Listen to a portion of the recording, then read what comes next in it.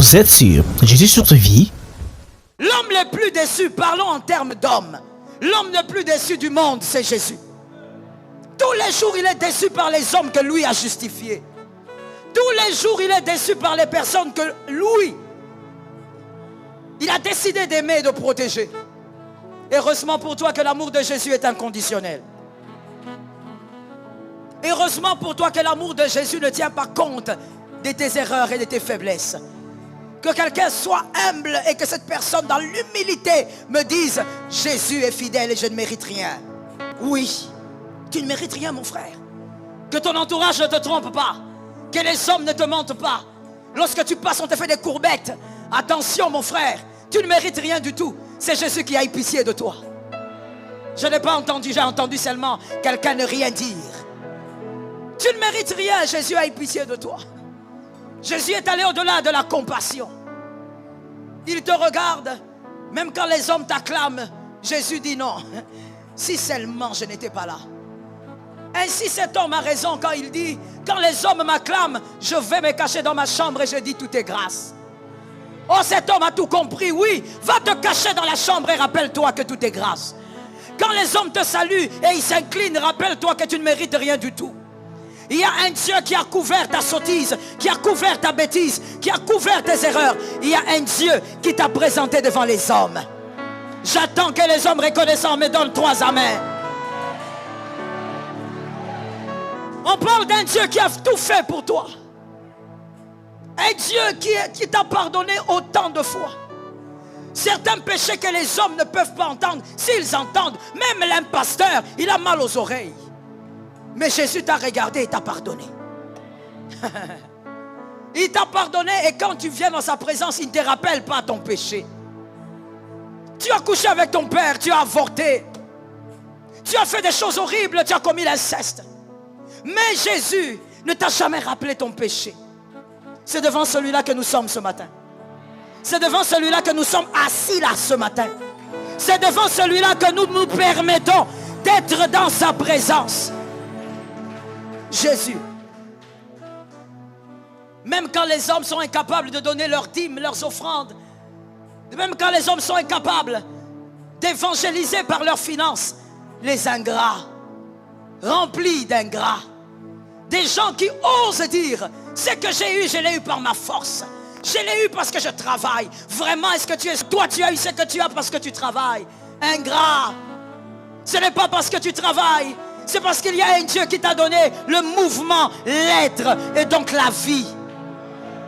Donne-moi un amen de quelqu'un qui guérit. Donne-moi un amen de quelqu'un qui guérit. La Bible dit que tu te gardes de dire j'ai acquis ceci par ma force. Garde-toi de dire j'ai ceci parce que je travaille. La Bible t'interdit de le dire. Parce qu'en réalité, il n'y a rien que tu ne puisses savoir si Dieu t'avait mis dans un cercueil. Si tu as tout ce que tu as, c'est à cause de Dieu. Alors donc je veux te dire ceci. Je ne suis pas dans mon message. Je suis en train de rappeler à une personne une chose qu'elle a oubliée. En réalité, que ce soit la dîme, que ce soit l'offrande, que ce soit l'évangélisation par les finances, que ce soit bâtir le temple, c'est un signe de reconnaissance.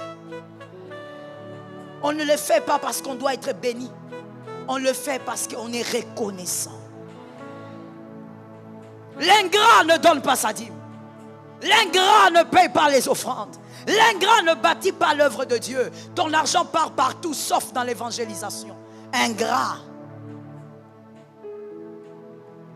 Jésus a tout donné. Tout ce que tu as vient de Dieu. En ce moment, il y a des personnes qui entourent leur frère dans un hôpital parce qu'il est sur le lit et cet homme et cette femme est dans le coma. Toi, tu n'es pas dans le coma.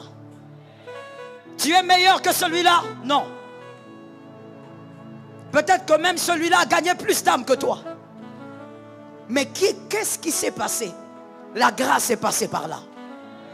C'est pour ça qu'on ne peut pas définir la grâce. Même si on dit c'est une chose imméritée, en réalité on n'a pas défini la grâce. On ne peut pas la définir. Que Jésus t'aide tous les jours à réaliser qu'il s'agit de lui. Quand on te dit lève-toi dans sa présence, il ne s'agit pas de te lever devant un roi. devant un président, il s'agit de lui. Ne sois pas amnésique. Quand on te dit acclame, il ne s'agit pas d'acclamer Mobutu. On l'a acclamé ici, on a dansé pour lui, il est parti. Et de quelle manière? Mais il s'agit ici d'acclamer celui qui peut tout et qui a tout fait pour toi. Ce qui est touchant dans ce que Jésus fait, et ce que je veux dire, tu vas le répéter à un frère. Ce qui est touchant dans ce que Jésus fait, c'est que dans tout ce que Jésus fait, tu ne mérites rien. Rien. Aucune virgule, aucun point. Dis à un frère, dans tout ce qu'il a fait pour moi, je ne mérite rien. Alléluia. Mets maintenant ta main sur ta poitrine, je veux prier pour ton cœur. Ton cœur a besoin de prière. Oh yes, Lord.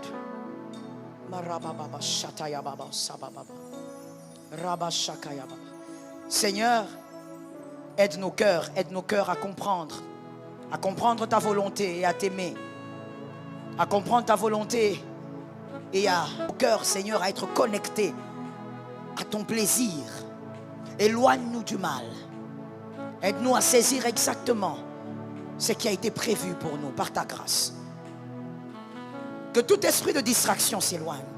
Tout esprit d'inquiétude, d'amertume, de dépression, au nom de Jésus-Christ. Amen. Que Jésus te soutienne. Soyez bénis, mes fils. Les types de cœur que le Christ récompense. C'est de ça qu'on va parler par la grâce de Dieu. Le type de cœur que le Christ récompense. Car le mois de juillet est un mois de récompense et consolation. Christ est libre et souverain et il ne subit aucune contrainte. Christ ne bénit pas selon les critères des hommes. Et Christ n'est pas cloîtré dans des critères pour faire ce qu'il veut.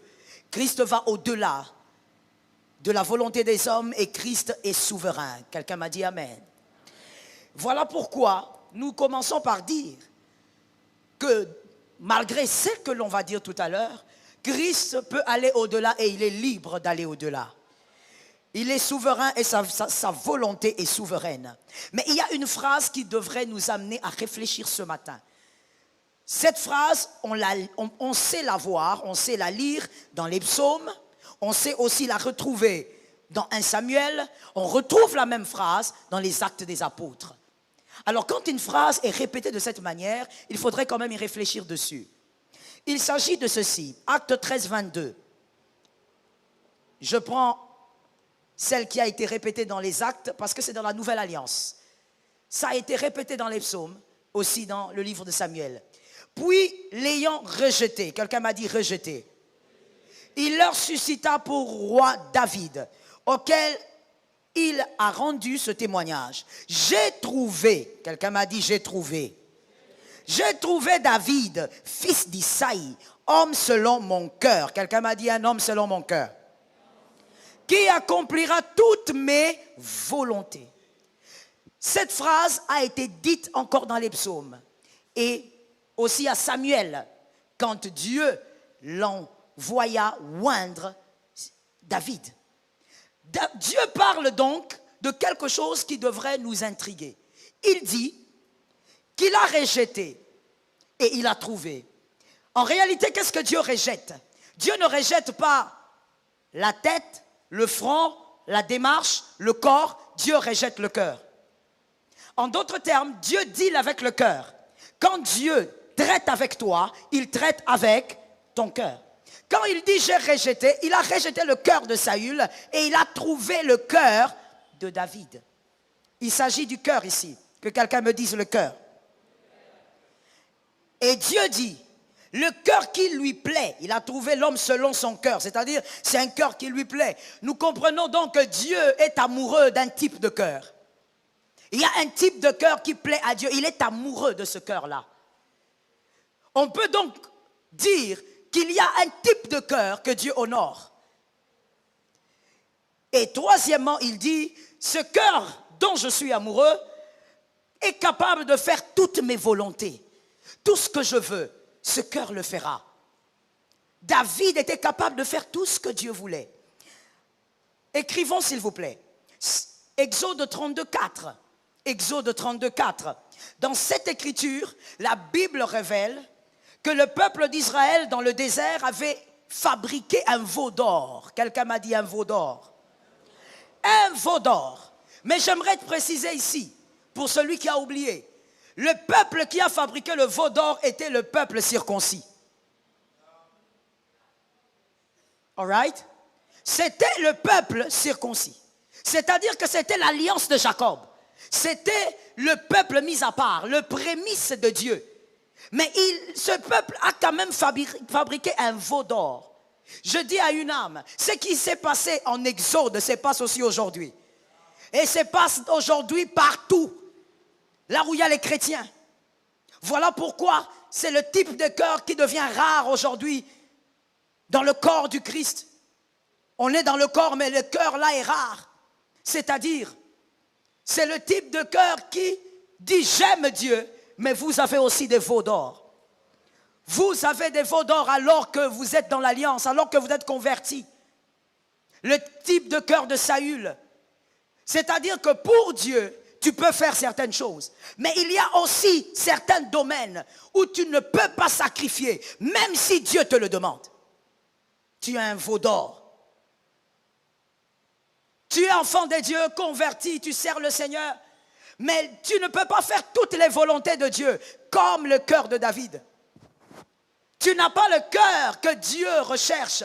Parce que dans ton cœur, tant qu'on te dit, viens à l'église, c'est bon. Donne ta dîme, c'est bon. Sers le Seigneur, c'est bon. Mais quand on te dira, vends ta maison, donne à Dieu, non, ça c'est mon veau d'or. Je ne donne pas mon veau d'or. À cause de ma maison, moi et Dieu, on peut se séparer.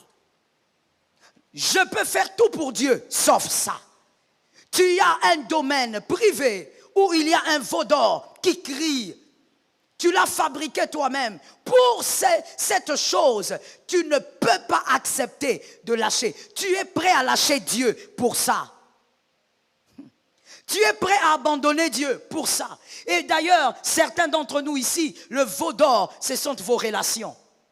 Dieu te dit, abandonne cette relation, elle est toxique. Elle va t'amener à perdre ta foi. Toi, tu dis non, c'est cette relation qui me permettra d'avoir un bon travail. Si je suis à côté de ces députés-là, j'irai loin. Alors que ces fameux députés, c'est un païen, il t'amène dans le monde. À cause de lui, tu as commencé à tromper ta femme. Il est ton veau d'or. Qu'est-ce que tu dis? Mais n'est-ce pas que la Bible dit que le précieux trésor de l'homme c'est l'activité? Cet homme va me donner du travail. Je ne peux pas le quitter. Tu as un veau d'or. Que Jésus te délivre ce matin. Cet amen est bizarre. Donne-moi un amen normal. Tu as un veau d'or. Trop de semblants dans la présence de Dieu. Oh, je vais te choquer quelqu'un en disant, ta chrétienté n'est pas visible par ton pantalon bien repassé. On n'attestera pas ta chrétienté parce que tu as mis un foulard. On n'attestera pas ta chrétienté parce que tu as une robe qui balaye l'église. Ta chrétienté est cachée dans tes attitudes. L'attitude, oui, émane de quoi? Émane d'un cœur vrai. Un cœur pur. Un cœur capable de dire j'aime Dieu. Est-ce que tu es sûr que tu aimes Dieu? Quelqu'un va me dire mais oui, j'aime Dieu. Est-ce que tu n'as pas de veau d'or? Est-ce qu'il n'y a pas un domaine dans ta vie, quand on le touche, tu commences à douter. Tu dis non, ça c'est un faux prophète. Il faut que moi-même j'ai pris. Est-ce que c'est vraiment Dieu qui a dit? Est-ce que c'est Dieu qui m'a demandé? C'est ton veau d'or. Tu te caches derrière les choses, mais tu as un veau d'or. Tu ne peux pas abandonner la chose pour Dieu. Écoute, voilà pourquoi cette phrase m'a toujours bercé, mais en même temps ça m'a choqué plusieurs fois. Jésus lui-même dit, celui qui est incapable de m'aimer, qui est incapable de m'aimer plus que son père, sa mère et tout le reste. Si tu es incapable de le faire, tu n'es pas digne de lui. C'est lui-même qui le dit. Ce n'est pas un apôtre. Il dit, sois capable de l'aimer plus que ton père. Sois capable de l'aimer plus que ta mère.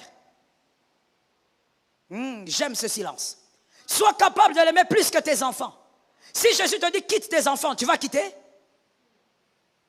Veau d'or. Si Jésus te dit, quitte ton travail, vas-tu quitter? Seigneur, si je quitte mon travail, comment je vais nourrir mes enfants? Jésus a oublié que tu as des enfants.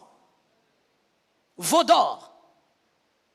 Il n'y a rien que tu dois aimer plus que Jésus. Cet amen est pourri. Donne 3 amens. Il n'y a rien que tu dois aimer plus que Jésus. C'est ça le cœur de David. Le cœur de David était un cœur qui n'aimait rien du tout plus que Dieu. Rien. Même pas sa royauté. C'est comme ça que face à sa royauté, David était petit. Il se mettait tout en bas. Parce que rien n'était plus grand pour David que Dieu. Saül aimait sa royauté plus que Dieu. Il aimait sa réputation plus que Dieu. Il y a des gens comme ça aussi ici. Tu aimes ta réputation plus que Dieu. Pour ta réputation, tu es prêt à toucher aux fétiches. Tu es prêt à dealer avec des voleurs. Pour ta réputation, tu es prêt à tout. Le veau d'or. Mais aujourd'hui, on se plaint. Comment les peuples d'Israël, ils ont vraiment vu la mer Rouge s'est divisée. Ils ont fait le veau. Toi, tu as un veau d'or. Le cœur de Jésus a un désir. Dans ton cœur, il doit faire l'exclusivité. Il doit être le seul roi là-bas. Il ne faut pas y dire seulement, Jésus est mon roi. Il est ton roi qu'on voit qu'il est ton roi. Quand il donne des ordres, est-ce que tu exécutes? De manière simple, que personne ne règne plus que Christ dans ton cœur. J'ai aimé cet amen. Je répète parce qu'il y a quelqu'un qui dormait. Que personne ne règne dans ton cœur plus que le Christ. Ni ton mari, ni ta femme, ni tes enfants. Est-ce que quelqu'un m'entend? Je cite les humains parce que ça, c'est un amour fort. Voilà pourquoi je cite les humains. Je ne veux même pas aller vers le matériel, c'est trop bas. Que personne n'ait une plus grande place. Jésus seul. Pour Jésus, sois prêt à tout. J'ai aimé ça moi-même, je dis amen 3 fois. Amen, amen, amen. Pour Jésus, sois prêt à tout. Et Jésus doit savoir que toi, tu es prêt à tout. Que Jésus nous aide. Les types de cœur, c'est le cœur de David. Un cœur qui n'a pas de veau d'or. Un cœur qui est prêt à tout pour Jésus. Psaume 23, 4. Voici les 10 attitudes que devrait manifester ce genre de cœur. La première attitude, c'est le psaume 23, 4. Dans la vallée, il voit les bontés de Dieu. C'est la première attitude d'un cœur reconnaissant. Un cœur que Dieu peut récompenser également. Le cœur dont Dieu est amoureux. Ce cœur-là a ce genre d'attitude. Dans la vallée, le cœur voit les bontés de Dieu. Vous savez, dans la vallée, dans la joie plutôt, il est facile d'être fidèle à Dieu.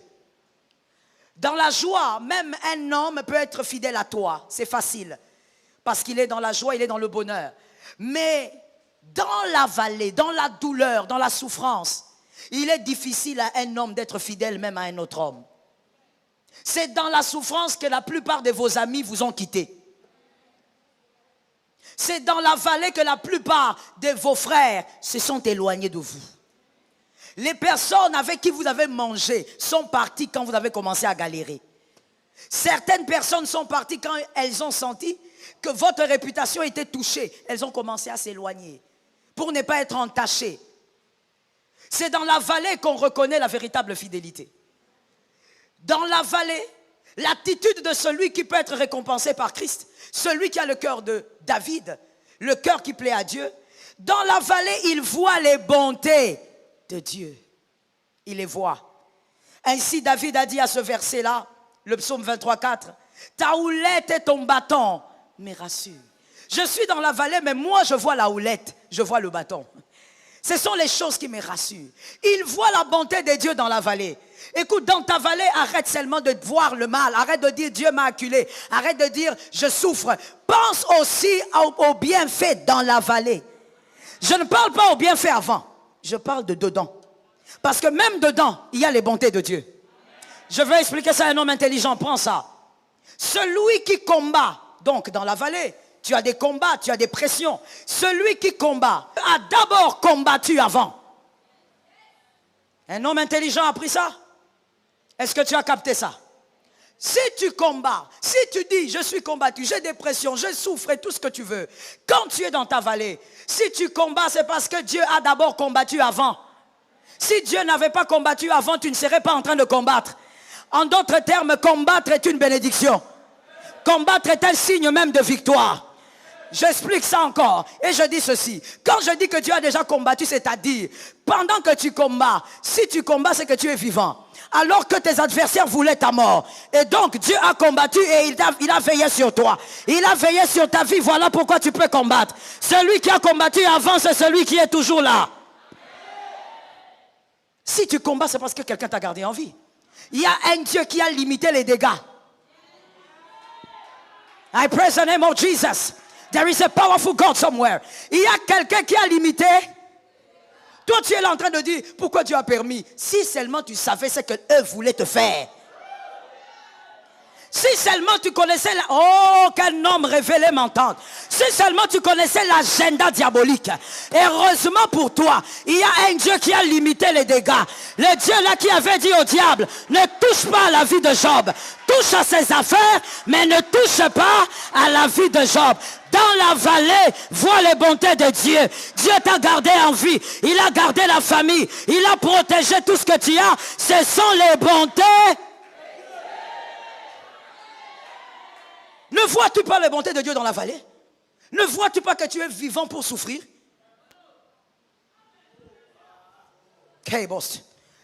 Ne sais-tu pas que le mort ne transpire pas?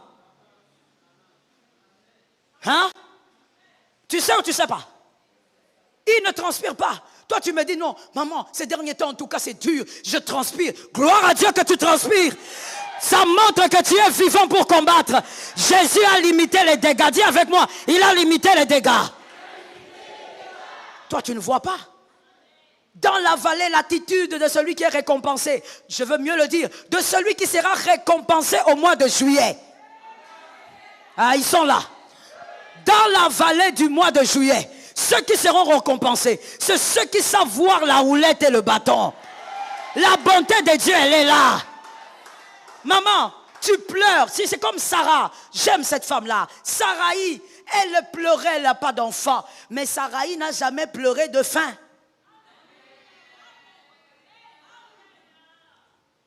J'aime Saraï. Cette femme-là, elle s'est plaignée chez son mari, mais elle n'a jamais dit à son mari, je te quitte.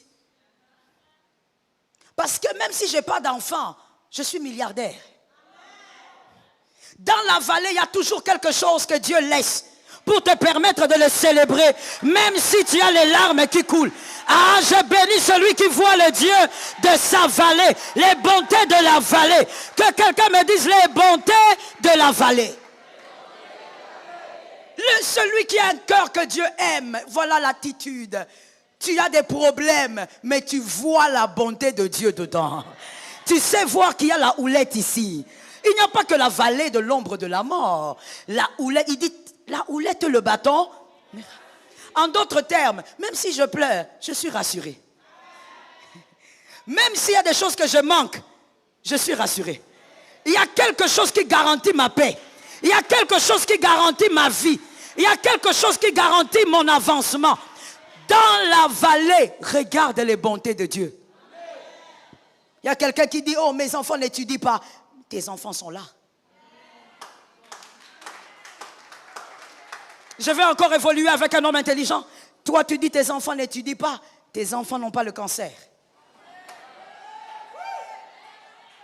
Cette année, j'ai prié pour des personnes dont les enfants avaient le cancer et ces enfants sont morts. Oui, il y a des enfants sur qui j'avais prié qui sont morts. Des petits-enfants. Toi, tes enfants n'étudient pas, tes enfants n'ont pas le cancer. Ça, tu ne vois pas. Mais quelqu'un d'autre est en train de soupirer que Dieu donne à son enfant même 2 ans encore. Mais toi, tu te plains. Seigneur, pourquoi tu me fais ça? Mes enfants doivent étudier. Mon frère, tes enfants vont étudier. Et ils vont finir leurs études. Tout ce que je suis en train de t'expliquer, c'est que dans la vallée, quand tu as le cœur que Dieu cherche, tu sais voir les bontés de Dieu même quand tu pleures. Est-ce qu'il y a quelqu'un qui m'entend? Dans la vallée, dans les déserts, Dieu ne prend pas tout.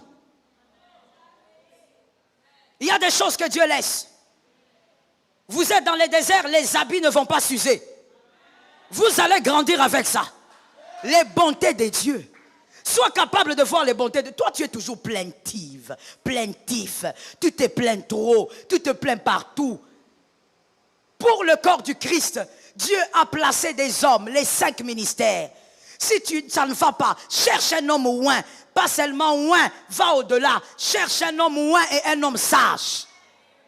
Parce qu'on peut avoir l'onction, mais trop parler. On peut avoir l'onction, mais avoir l'incapacité de garder le secret. Or, un homme de Dieu doit savoir garder le secret. Cherche un homme de Dieu. Parle-lui, vide ton sac, libère-toi, qu'il prie pour toi et qu'il t'oriente. Mais toi, tu te plains partout. Je veux te dire une chose, se plaindre partout et de tout fait de toi un esprit fragile. Tu es faible. Je me permets de te choquer encore. Tu es fragile. Pourquoi tu te plains partout comme ça? Ne sais-tu pas que te plaindre partout ne change pas ta condition? Écoute-moi très bien. J'ai besoin. Il y a quelqu'un qui a un pull ici? S'il vous plaît, il y a un pull? Quelqu'un qui a un pull? Non? Une veste? Veste, pull ou quelque chose? J'en ai besoin. Donnez-moi ça. Et venez vous-même, je vais expliquer. Voici la vie de ceux qui se plaignent. Et ça, vous ne le savez pas.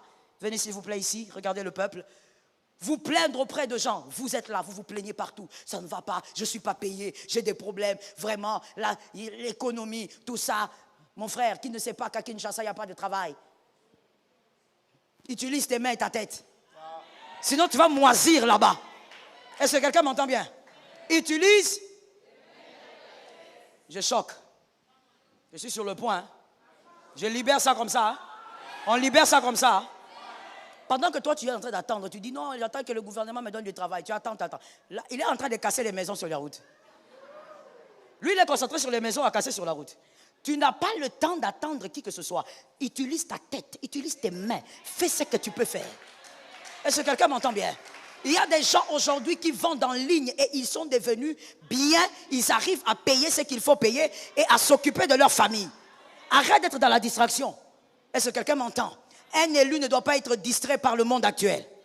Lorsque tu te plains partout, ça ne va pas, ça ne marche pas. Tel que tu me vois, les enfants ne sont pas, les enfants n'étudient pas, les enfants souffrent. Mais ceci, ma femme, mon mari, tout ce que les hommes feront, ce sont des paroles, ça, ok?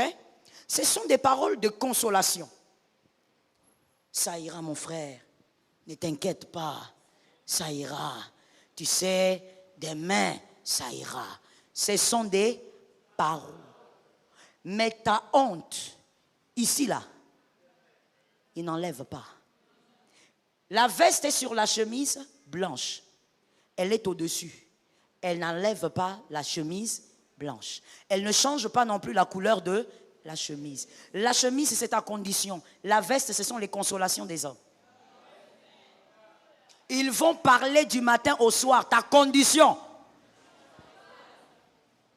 Et d'ailleurs, parmi ceux qui parlent, d'autres vont te regarder, vont te tourner le dos et vont dire, c'est bon pour lui, c'est bien fait. On attend maintenant qu'il s'écroule. Mon frère, tu ne connais pas le cœur de l'homme est tortueux. Voilà pourquoi ne laisse l'occasion à personne d'acclamer ta vallée. Ne laisse l'occasion à personne d'acclamer tes larmes. Pleure dans la chambre avec Jésus. Quand tu sors, c'est autre chose qui doit sortir. Ça tombe sur toi au nom de Jésus. Arrête de te plaindre partout. Ils ne vont rien changer. Est-ce que tu m'entends? Par contre, dans la vallée, vois les bontés. Parle des bontés de Dieu dans la vallée. Dis ceci, c'est vrai que je manque le travail, mais moi au moins je suis licencié. Mais moi au moins Dieu a permis que je sois licencié. Moi au moins Dieu a permis que j'ai un petit business. Vois les bontés de Dieu dans ta vallée. Thank you. Est-ce que quelqu'un m'entend? L'attitude d'un cœur reconnaissant. Tu n'es pas en train de te plaindre. Tu n'es pas en train de te lamenter partout. Les lamentations de Jérémie n'ont aucune révélation.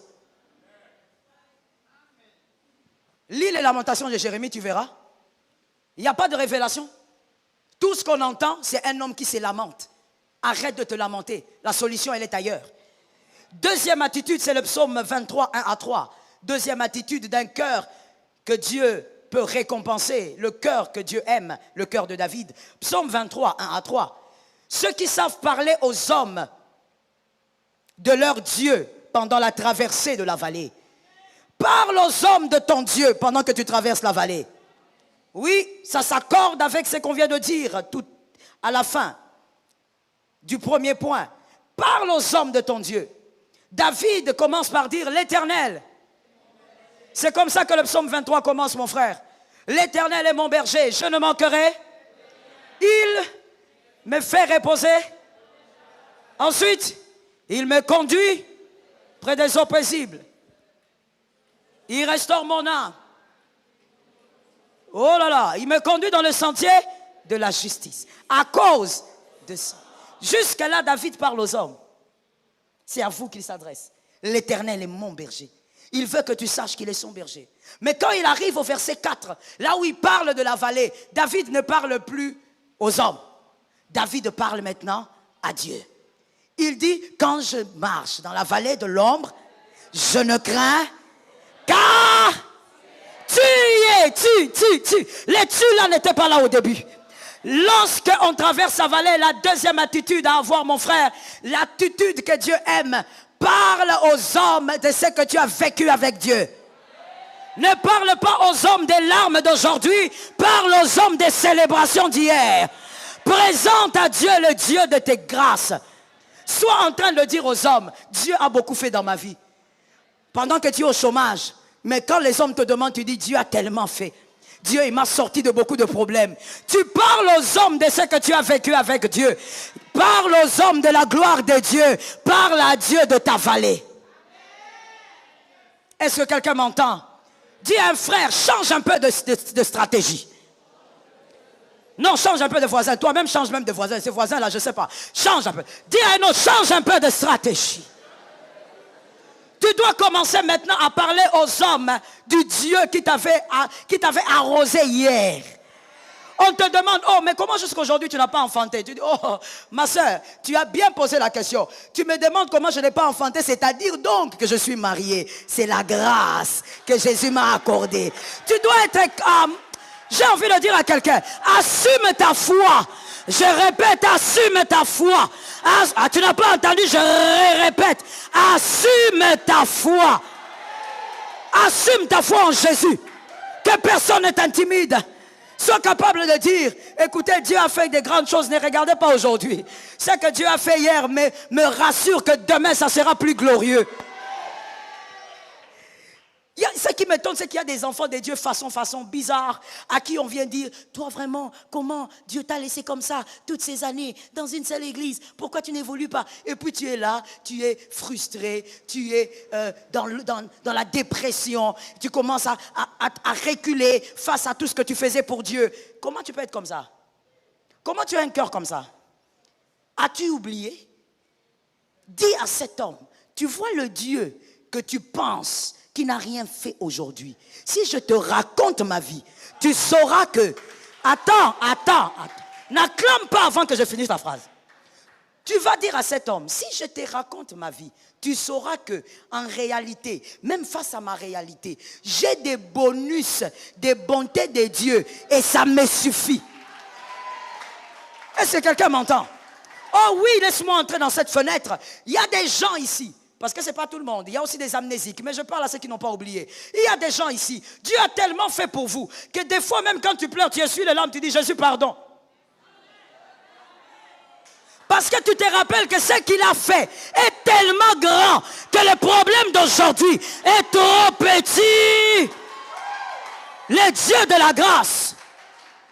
Tu regardes, tu dis Seigneur, je suis désolé. Désolé Seigneur. Tu es mon mari, non? On arrange mon mari. Je suis désolé. Je ne sais même pas pourquoi j'ai pleuré, Seigneur. Je ne sais même pas pourquoi j'ai pleuré comme ça. C'est rien. Hein? Tu vas faire quand tu veux. J'attends. Ce que tu as fait. J'ai les bonus.